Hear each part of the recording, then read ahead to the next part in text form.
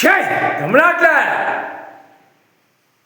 பார்வதி மதுரை மீனாட்சி எந்த சாமியும் கிடையாது, எந்த அம்மனும் கிடையாது.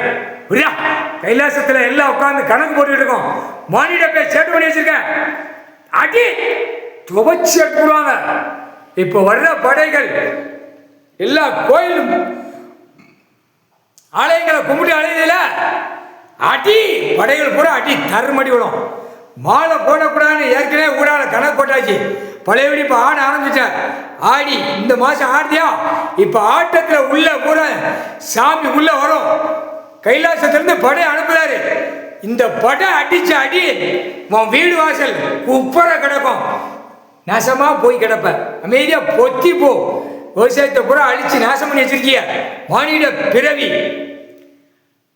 ஆடு கோழி அறுத்தானா அடி தருமடி உள்ளே விழும். சாமி படைகள் அடிக்கும். அடி உச்சித்தலையில் அடி. எத்த வேண்டிய இடத்துல எத்தும். குடும்பம் கருவு அருந்து போகும். ஆடு மாடு கோழி பறவைகளை அறுத்து கோயில் காட்டில் விட்டானா அடி தருமடி. இப்ப மாலை ஓட்ட ஆடுத ஆக்கங்கட்ட கூவைக்கு ஆக்கங்கட்ட கல்விக்கு இப்ப அடி படைகளை அடிச்சு நெரிக்கும். வீட்டில் வந்து குப்பரை கிடக்கும். மாலை போட்டு ஆடின ஆக்கங்கட்ட கூவைகள் ஆக்கங்கட்ட கழுதிகள் முக்கால் சத்தியம் கொட்டாச்சிடும். கழுதிகள் கூவைன்னு என்ன தெரியுமா? அதை பூரா காலி பண்ணிட்டான். இப்ப இதை பூரா திருப்பி இவனுங்களுக்கு மாநில பேருக்கு கழுதை கூவை விட்டாச்சு.